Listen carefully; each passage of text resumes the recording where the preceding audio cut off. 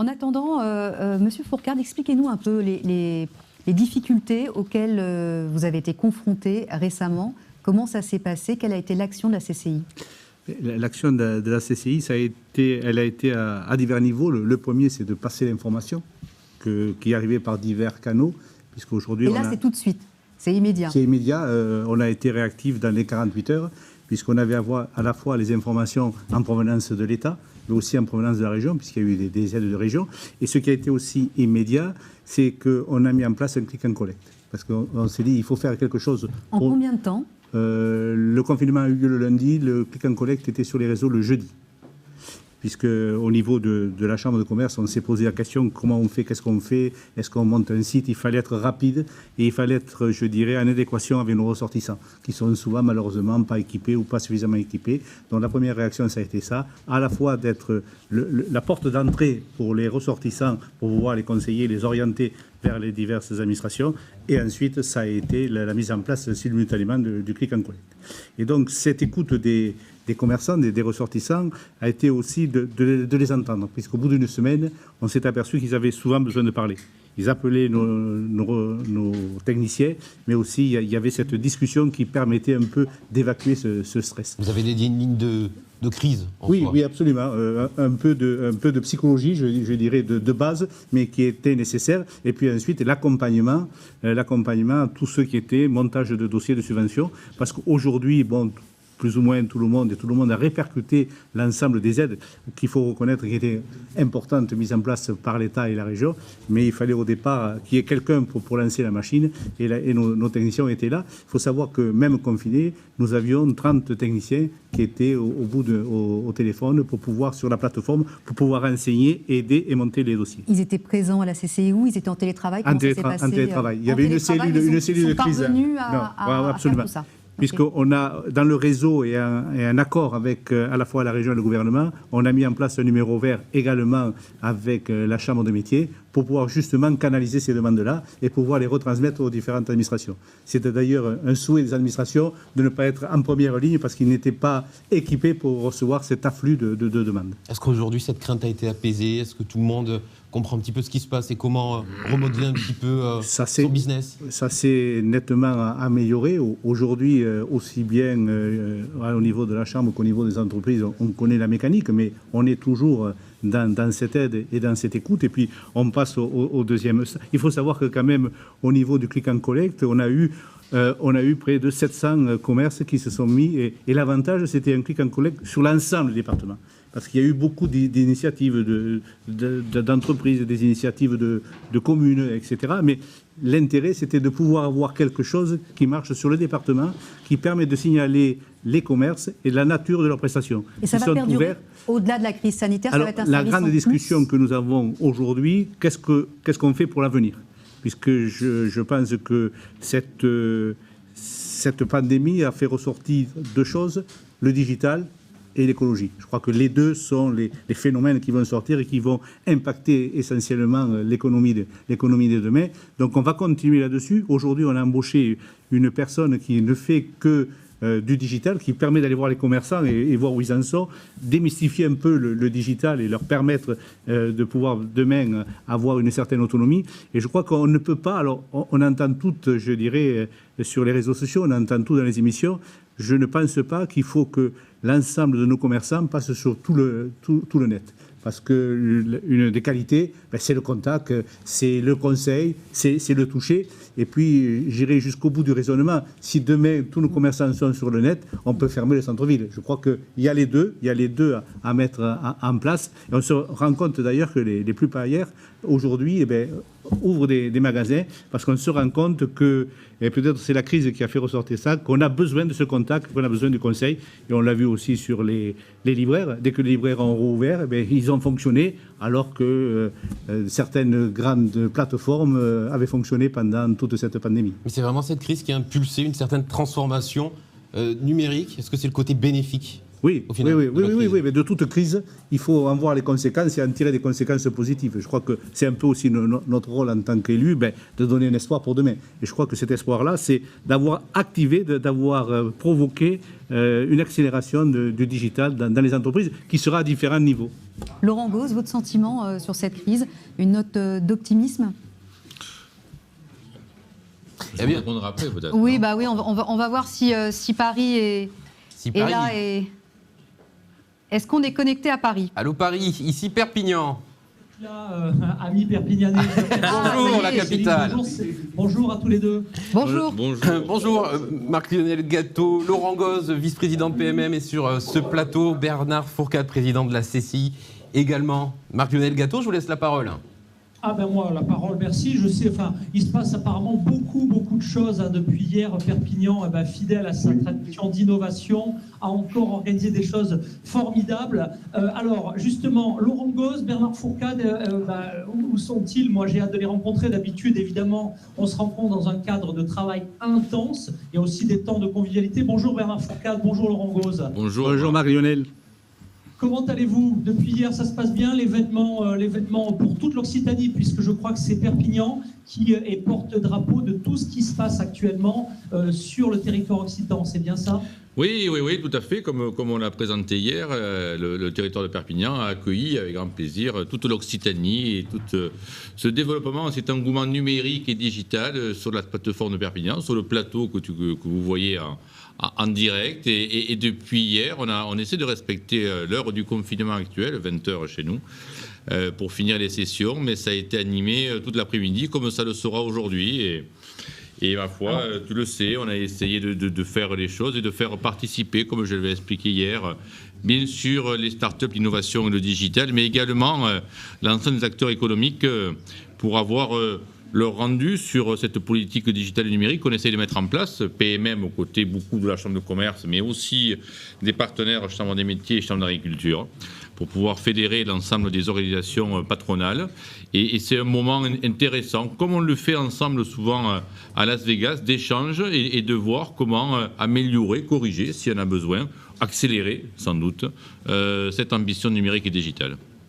Cette ambition numérique digitale, elle se matérialise tous les jours. On a vu évidemment, Perpignan, territoire vraiment fondateur du village francophone. Je me souviens encore l'époque où, avant que Stéphane Pipon ne nous corrige et nous dise « Eh les gars, vous n'allez pas vous appeler le French Village », alors que, il n'y a pas que les Français, et il avait raison, et c'est la francophonie, notre porte-drapeau, on est devenu le village francophone. Bernard Fourcade, vous étiez là à l'origine, je me souviens de l'arrivée de la délégation de Perpignan lorsqu'à l'hôtel Paris, il y a 5 ans, on organisait nos premiers pitchs. On n'en menait pas large, parce que les Frenchies qui débarquaient à Las Vegas, ça faisait tout drôle. Pas mal de chemin a été parcouru depuis cette époque, Bernard Fourcade.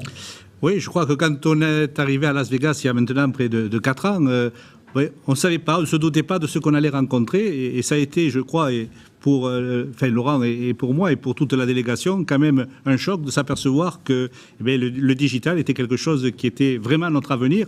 On devait le savoir inconsciemment, mais ça nous a fait prendre conscience et ça nous a donné cette volonté qui aboutit aujourd'hui notamment au village francophone sur le département, à cette volonté de rendre notre département d'y développer une filière du digital, et ça a été tout un cheminement parce qu'il fallait convaincre qu'à Perpignan aussi, même si on est loin de Paris, on pouvait avoir du digital, et ça a été toutes les opérations que l'on a pu monter avec l'agence de développement et Laurent en première ligne, qui ont été le French Tech, le train de la French Tech sur Barcelone, sur Madrid, pour pouvoir, je dirais, faire parler de Perpignan et montrer quelque part que Perpignan aussi, on peut venir y travailler, on peut venir y faire du digital, et je dirais que c'est pas mal, puisqu'on a quand même la mer et la montagne, c'est quand même plus agréable à travailler ici, et que le confinement en est aussi la preuve, puisqu'on s'aperçoit aujourd'hui que les grandes villes se vident au profit des villes moyennes, et nous sommes une ville moyenne.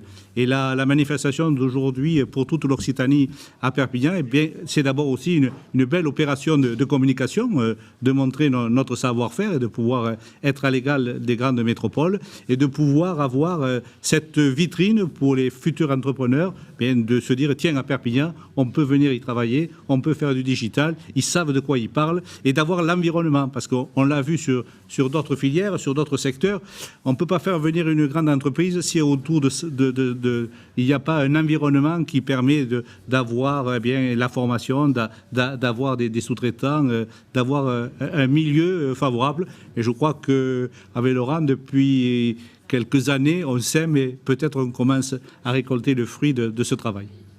Eh ben, c'est formidable. Merci Laurent Gauze, merci Bernard Fourcade. On retrouvera évidemment dans la journée vos startups en direct pour porter les couleurs du territoire. Un petit mot, parce qu'on est vraiment en territoire d'amitié. Je savais, Éric Bonnet, que vous connaissiez Frédéric Macaré sur Saint-Quentin. Je ne savais pas, vous aviez aussi de bonnes connexions avec Perpignan. Non, je voulais saluer Bernard Fourcade et signaler qu'il dirige aussi une école de robotique dans la région, l'IMERI. Et il est également sur la une du prochain numéro, puisqu'il nous a accordé une interview dans Planète Robot. Ah bah écoutez, voilà, on vous avait promis de la couverture média, je vous assure que ça n'était absolument pas coordonné. Merci à vous. C'est la pluie, effectivement, de ces belles rencontres. À tout à l'heure, Perpignan, merci. Alors, Merci on en beaucoup. était au territoire fondateur. Merci beaucoup. Avec plaisir. D'être venu sur ce plateau, Laurent Gauze, merci beaucoup. Est-ce que vous connaissez, non, vous pouvez rester avec nous, Bernard Fourcade, est-ce que vous connaissez Fabienne Bonnet?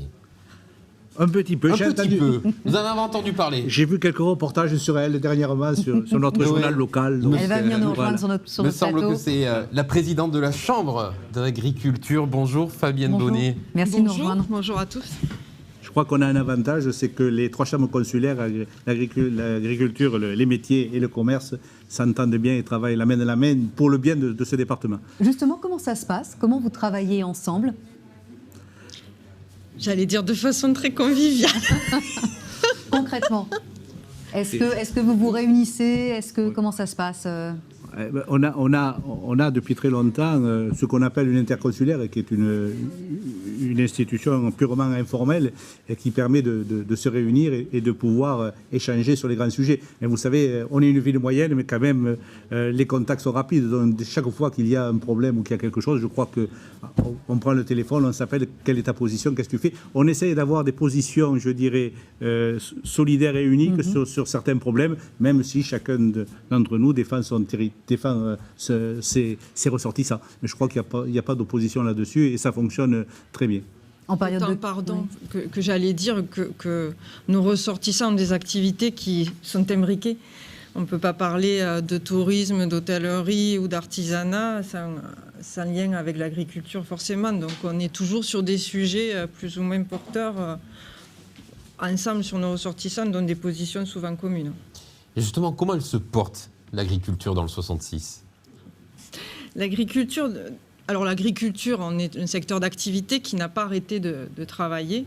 Voilà, un des rares secteurs où effectivement on a dû se mobiliser, j'allais dire, encore plus que d'habitude et jouer pleinement le rôle pour alimenter nos concitoyens. Mais ça ne veut pas dire pour autant qu'on va forcément bien, suivant les secteurs. Ça reste difficile, parce que comme je viens de l'évoquer précédemment, on est tous liés, donc on est liés à nos amis de la restauration, du bar, ce qu'on appelle le CHR en général. Et donc, quand tous ces secteurs d'activité sont fermés, bien forcément, ce sont des débouchés pour nos agriculteurs qui se ferment, donc forcément un retentissement sur nos exploitations et sur notre activité, bien évidemment, avec des secteurs qui souffrent plus. Et je pense aux horticulteurs qui ont beaucoup souffert voilà, avant les fêtes, et puis aussi au vin, au secteur viticole, qui est particulièrement touché. Parce que là, le manque à gagner que ces agriculteurs ont connu pendant la crise, là, c'est perdu. C'est pas quelque chose qu'ils vont pouvoir rattraper après. Non, la consommation, elle ne se reporte pas, elle ne se double pas après. Voilà, que ce soit dans l'alimentation, dans le vin, il n'y a pas un doublement de la consommation après. Donc ce qui est perdu est perdu forcément. Avec modération, toujours le vin. Mais voilà, malgré tout, on a su s'adapter aussi très fortement parce qu'il a fallu réinventer sa façon de commercialiser. Voilà, Vous avez dû accompagner aussi certains agriculteurs dans une transition numérique? Complètement, oui, comme l'a expliqué Bernard et le travail qu'a fait la Chambre de commerce et d'industrie. La Chambre d'agriculture, ça a été la même chose, comme la Chambre des métiers également. On était à l'écoute, alors pour fournir toutes les informations de la même façon sur les aides d'État, etc., mais aussi pour les accompagner. Parce qu'effectivement, il faut se réinventer. Il a fallu faire des drives, s'adapter, faire des magasins collectifs ou accueillir le public d'une façon différente. Donc, mettre en place toutes les mesures. Donc, on était là pour les accompagner. Avec une certaine réactivité d'ailleurs, puisque le premier drive est intervenu très rapidement après le premier confinement. Oui, on a fait... alors là aussi, la Chambre d'agriculture, du coup, on s'est réinventé aussi. Et nos salariés ont su être à l'écoute et... pour booster un peu les ventes sur des produits qui étaient un peu faibles. Donc on a fait ce drive sur le parking de la Chambre d'agriculture, effectivement, c'était pour Pâques, et puis on en a fait un plus tard aussi. Mais voilà, c'était les accompagner aussi sur des sites web. Ils n'étaient pas forcément tous, certains ont des commerces en ligne, mais très peu. Donc on a fait ça. On a fait aussi un site Chambre d'agriculture aidé par le département, un site spécialisé du coup sur producteur66.com avec une cartographie où en fait on peut retrouver tous les agriculteurs qui font de la vente directe ou qui font de la livraison. Alors voilà, classé. Et ça a fonctionné, cette vente directe? Ça a très bien fonctionné. Au premier confinement, il y a eu un développement extraordinaire. Hein. Et souvent, et malheureusement, j'allais dire, nos consommateurs ont découvert qu'ils avaient des agriculteurs qui faisaient de la vente directe à côté de chez eux. Donc ça a été beaucoup de communication qu'on a mis en place. Et puis ce site qui permettait de trouver très très facilement...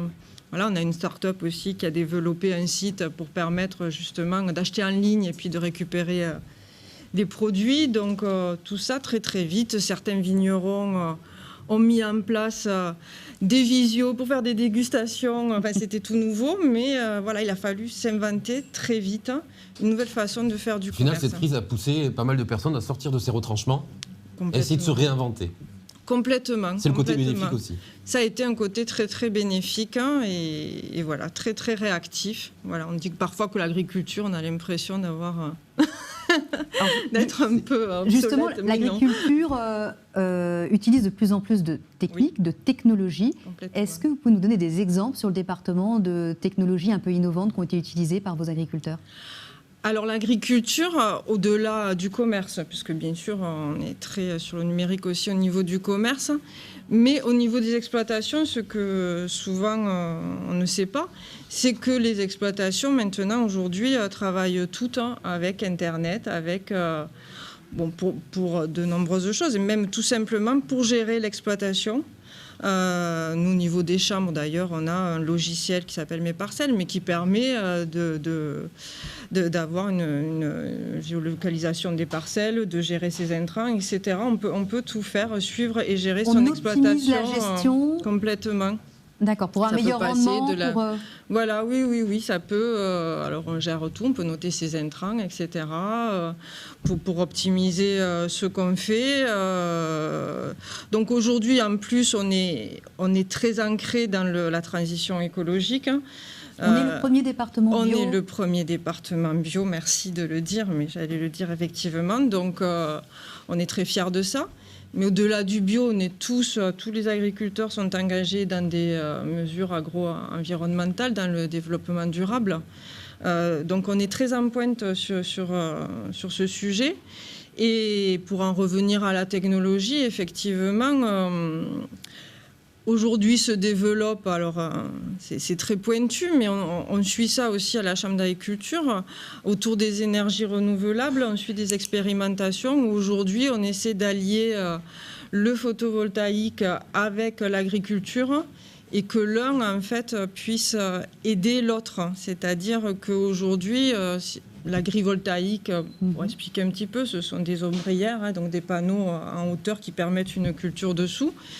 Et on suit ici à Tresserre, on a une parcelle de vigne qu'on suit depuis 2 ans, où effectivement on s'aperçoit sur les premiers résultats qu'il y a un intérêt effectivement de cette technologie qui permet et de produire de l'électricité, Donc c'est une source de revenus supplémentaire Mais pour alors ça peut l'agriculteur. être une source de revenus, mais surtout elle peut avoir des bénéfices aussi sur la culture, puisqu'aujourd'hui on s'aperçoit que ce sont des panneaux orientables, il y a diverses technologies qui se développent et très vite.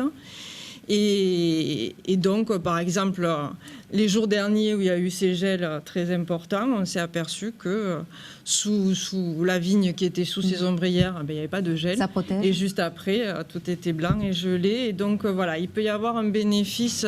Plusieurs bénéfices. Voilà, donc on est sur ces technologies. Et puis, effectivement, ce qui se développe beaucoup aujourd'hui, c'est la robotique au niveau des exploitations, c'est-à-dire des robots de taille, des robots qui permettent de ne plus utiliser de désherbants.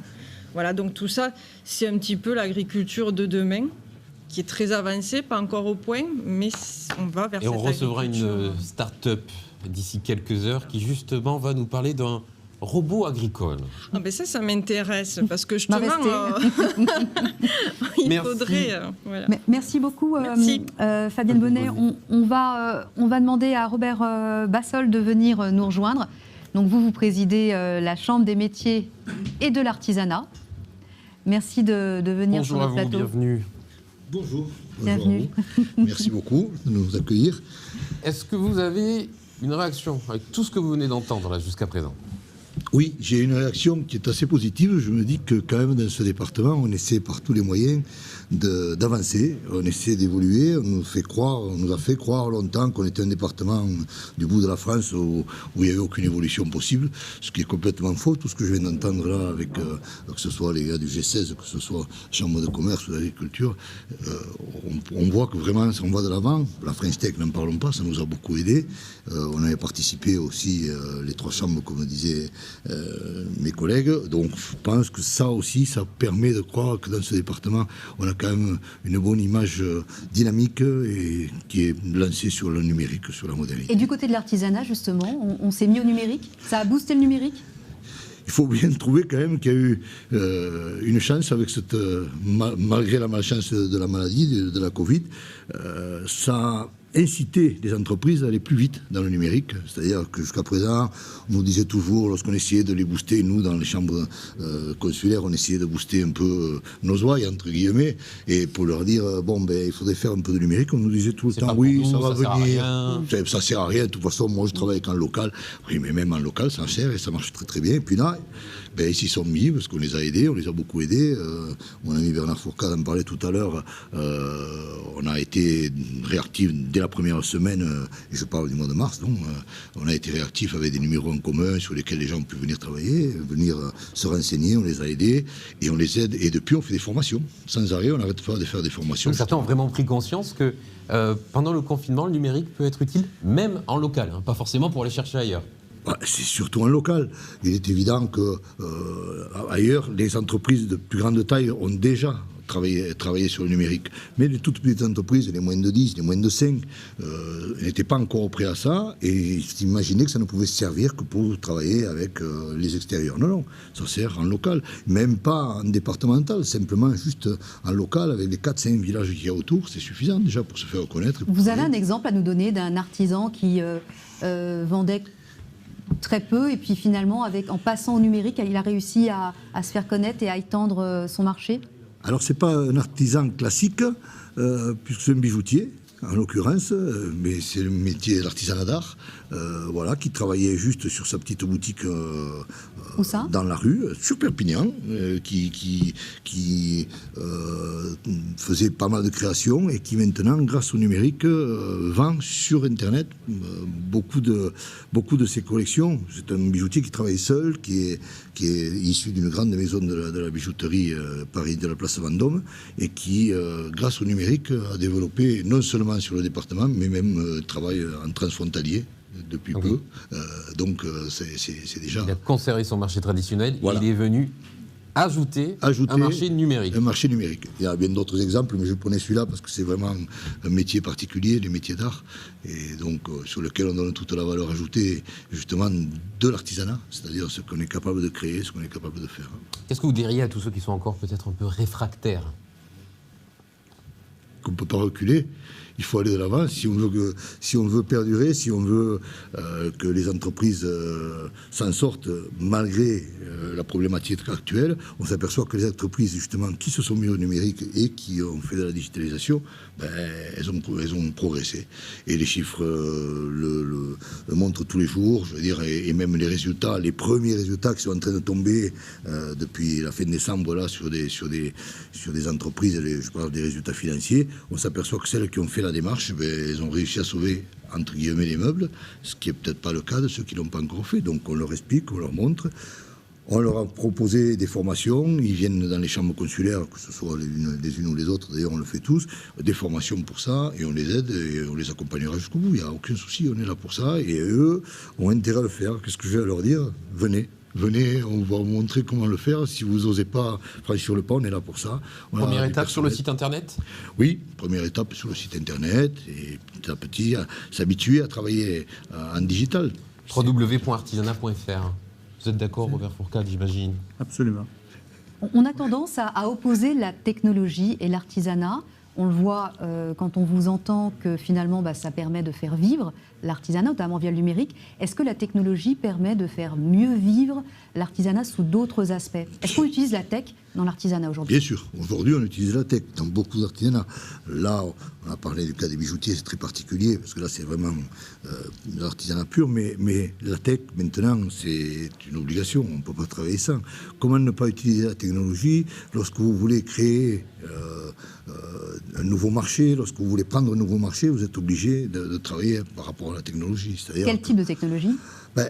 Souvent, c'est du numérique chez nous, puisque on a ce besoin de travailler sur des outils numériques, c'est des outils en 4D, etc., des nouveaux outils 3D, 4D, sur lesquels des métiers comme prothésiste dentaire maintenant, je veux dire, si vous voulez suivre, vous n'avez pas le choix. C'est-à-dire que vous ne pouvez pas quand même uniquement, on n'est pas encore en train de travailler avec un marteau et un burin, c'est compliqué, donc tout se fait avec des machines, je veux dire, des imprimantes en 3D qui arrivent à créer justement les produits, donc on est obligé d'y aller. Et comme je disais tout à l'heure, ceux qui ne veulent pas y aller ont tort. C'est une obligation. Et je ne parle même pas du bâtiment, parce qu'alors là, on a quand même mis beaucoup de choses en place dans le bâtiment au niveau de la technologie, puisque maintenant, avec une numérisation en 3D de l'espace, on arrive plus facilement à savoir exactement ce qu'il faut faire, où il faut travailler,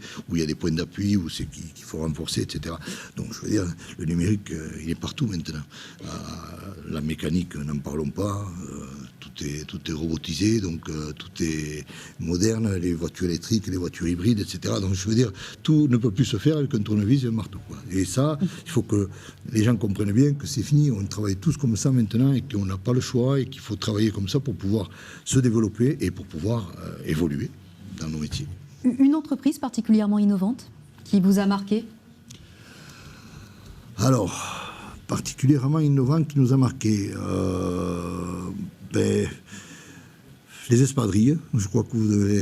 Payotte, voilà, on va recevoir. Voilà. On va recevoir Olivier Gély. On va recevoir, voilà. Une entreprise au départ artisanale, parce que la fabrication d'espadrilles, c'est très artisanal et très local au départ. Dans le 64, ils peuvent dire la même chose, parce que ils sont très forts pour les espadrilles aussi, mais voilà, eux, ils ont su rebondir, ils ont su évoluer, et ils ne font pas que de l'espadrille maintenant. Donc, ils sont partis sur le numérique, ils sont partis sur d'autres produits à valeur ajoutée, énormément ajouté justement. Et en 100% made in France. 100% made in France, ce qui est quand même extrêmement rare.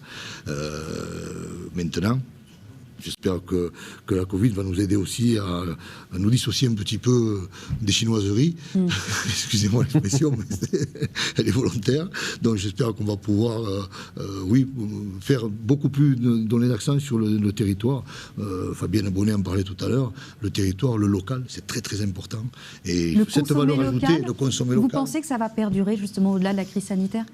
C'est un véritable espoir, parce que si on n'a pas le consommé local, ce serait bien triste. On vient de se rendre compte avec cette crise que c'est hyper important.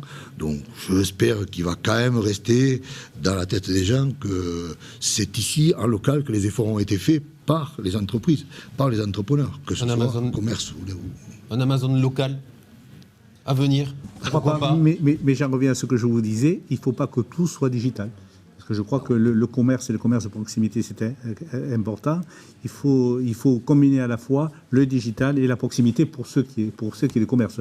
Après, je ne peux qu'aller dans le sens de Robert Bassol. Je crois qu'aujourd'hui, tout passe par le digital. C'est bien pour ça qu'on avait une école d'ingénieurs en robotique qu'on a fait évoluer maintenant vers le numérique. On forme chaque année près de 70 bac plus 5 sur tous ces métiers, parce que tous les métiers, même la robotique, est passé sur du digital et continuer là à avoir aujourd'hui les cadres pour pouvoir bien satisfaire les entreprises qui viendront s'implanter et en plus de pouvoir initier.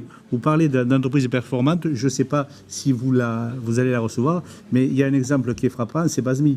Oui, on l'a reçu hier. Basmi, c'est quand même parce qu'il y avait... l'histoire parfaite, ouais. Oui, l'histoire parfaite du département. Vous faites un starter week-end, enfin, c'est une îlot du département. Un starter week-end, il a le premier prix.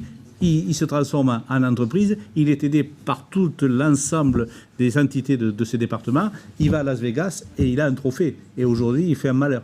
Donc, je crois que... Et il crée des emplois sur le territoire. Bien sûr. Et il va en créer d'autres et il va voilà. Donc, je crois que aujourd'hui, on a créé le terreau nécessaire à pouvoir faire de ce territoire un territoire du digital. Et il n'y a plus que maintenant accélérer. Et je dirais que, heureusement ou malheureusement, la crise sanitaire que nous traversons va nous aider à aller encore plus vite. Le nerf de la guerre, c'est aussi l'emploi. Ça se passe comment ? Oui, c'est l'emploi, absolument. Parce que, je veux dire, on ne peut pas, sans l'emploi... Nous, notre intérêt dans les entreprises, c'est de développer l'emploi. C'est de développer, en fait, l'entreprise. Et développer l'entreprise, c'est développer l'emploi. Et si on arrive à bien faire comprendre aux gens que ce n'est pas la peine de passer des diplômes, des bacs plus 4, des bacs plus 5, etc., et de partir, on est capable ici de les faire travailler. Cette chance, entre guillemets, de la crise nous permet d'expliquer qu'on peut faire travailler des gens qui ont des niveaux... C'est d'adapter l'emploi à nos entreprises. On a eu un exemple il y a quelques années comme ça pour le nautisme. On a créé une école de formation dans les métiers de nautisme à Saint-Cyprien, en dehors du lycée, etc.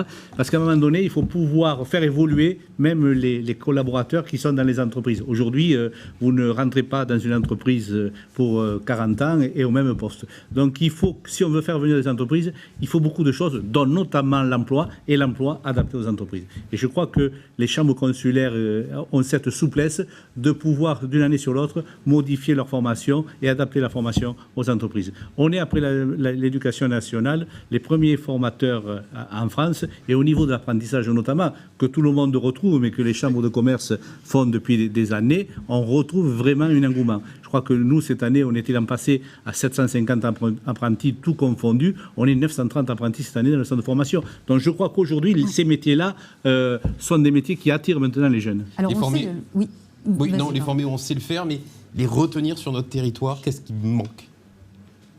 Pas grand-chose.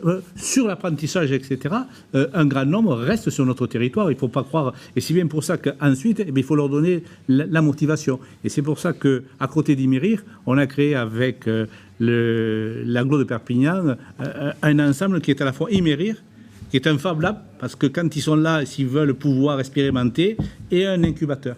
Et un incubateur de première nécessité, je dirais, parce qu'après, il y a suffisamment d'incubateurs dans le département pour développer. Mais le jeune qui est dans l'entreprise, qui est encore en formation, il peut expérimenter. C'est le cas de Basmi. Aujourd'hui, il n'y a pas de définition de création d'entreprise. Il faut, quand on a une idée, qu'ils puissent la mettre à exécution. Et aujourd'hui, on leur donne les moyens de créer leur entreprise et de rester sur place. Vous savez, la première chose qui nous avait choqué il y a quelques années, c'est que le directeur d'Imérir était venu me voir tout fier en disant « Regardez, alors j'ai plus en tête l'entreprise, ils viennent d'être diplômés, reconnus comme meilleure start-up nationale, mais il était à Toulouse. » Et je dis « Attends, nous on forme déjà et il faut arrêter. » Et c'est pour ça qu'on est parti dans ce principe-là, d'essayer de les ancrer sur le territoire. On ne les ancrera pas tous. Les incubateurs, c'est un bon moyen. Ouais. Ah oui.